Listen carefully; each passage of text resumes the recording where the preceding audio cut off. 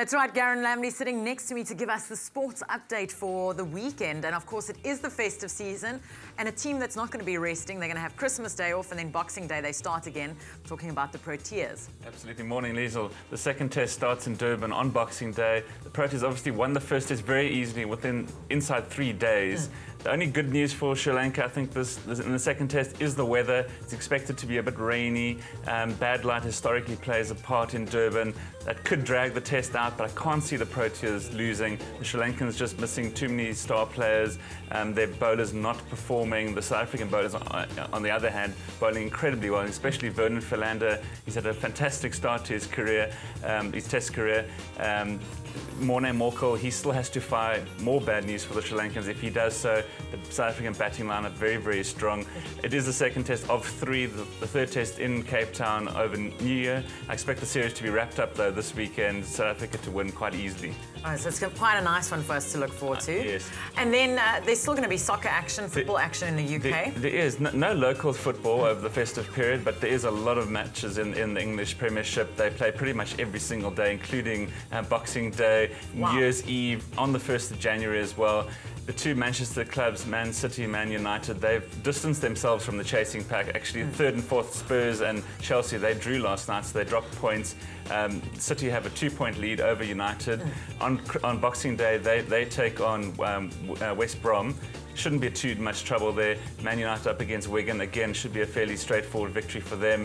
More points in the bag. City leading, obviously, at Christmas, the first time they've done so in 80 years. Yes. So, good news for them. They're only halfway there, though. The main difficulty, I think, for them is going to be the AFCON Cup, which starts in January. They're going to lose a lot of players to there. Man United, for their part, haven't got too many African players playing in their squad, so they shouldn't be too hampered by the AFCON. So, interesting times ahead. Well, it's going to be, well, talking about interesting times, it was an interesting year in the sporting world, 2011. Absolutely. But 2012, we've got quite a lot to look forward to. We have indeed. You know, the sporting world starts on the 1st of January with the Dakar Rally. Khanil de Villiers, South African, flying the flag for us. He's had a fantastic history in the event, obviously in South America. That starts on the 1st of January, as I said. The big news from a rugby point of view is obviously the appointment of the new South African coach. That's expected to be named on the 27th of January. It looks like Gert Smal is actually going to be the new coach. He currently coaches the Ireland forwards. He's obviously a former South African rugby player.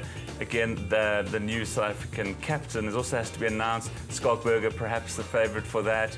Then straight into February. But let's ask that to our eXpresso viewers, who they think should be the Springbok captain. Let us know on our Facebook page, Expresso Morning Show SABC3. Who do you think should be named as the new captain for our Springboks? Absolutely. Sorry, I interrupted you there because it's quite nice. I like to hear what people have to say. I'm going for Skalkberg, but I'd like to see what the viewers think as well. Obviously, in February, the Super Rugby kicks into action. It's even longer this year than next year than it was this year, because they break for a 3-match tour against England, who are coming out.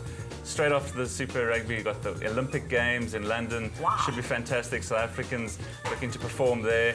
And then we've got the Tri-Nations, end-of-year rugby tour, obviously all the tennis Grand Slams. Tour de France. It should be a fantastic year. Obviously, this year we had the Cricket and Rugby World Cup, so there are no World Cups next year, but the Olympics, obviously, the highlight. Should be fantastic. If I had to throw up one name to look out for in 2012, Chad Leclos, swimming amazingly well. Expect a lot of medals from him in London. So go Chad, should be fantastic. Well, Garrin, I'm going to catch up with you at 7 o'clock. Let us know on our Facebook page who you think should be our Springbok rugby captain. They're going to name him early next year. It's time to take a quick break, and we're going to catch up with you right after this. And remember to keep calling for those great prizes that we're giving away. Stay with eXpresso and SABC3.